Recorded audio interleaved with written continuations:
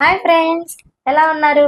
ఈ రోజు made for each other షోలో ఏం జరిగిందంటే మామూలుగా లేవు. గేమ్స్ పరంగా మాత్రం అసలు బిగ్ బాస్ ని మించిపోయింది అనమాట షో. గేమ్స్ చాలా బాగున్నాయి. నాకు గేమ్స్ మాత్రం చాలా బాగా నచ్చినాయి.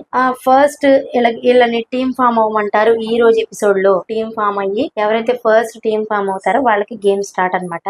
స్విమ్మింగ్ పెట్టారు.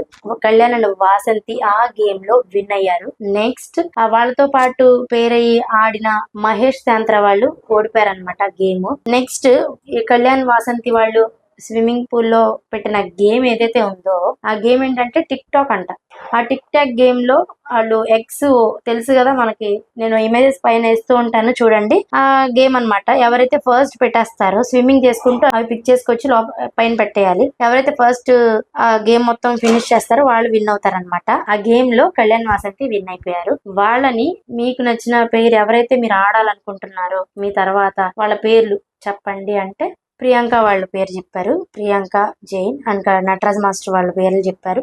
ఇంకా వాళ్ళు పేరు అయ్యి వాళ్ళు గేమ్ ఆడతారు. వాళ్ళకి ఇచ్చిన గేమ్ క్యూబ్స్ ఇచ్చి టవర్ కట్టమంటారు అనమాట.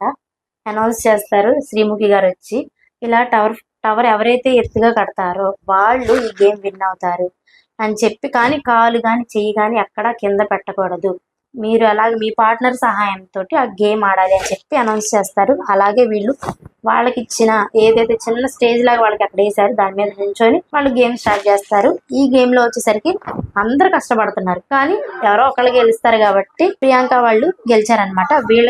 వీళ్ళని చూసుకునే సంచాలక్ అంటారు కదా బిగ్ బాస్ లో, అలాగా వీళ్ళని చూసుకోవడానికి హరిత హరీష్ గారు ఉన్నారు కదా, వాళ్ళని పెట్టారనమాట.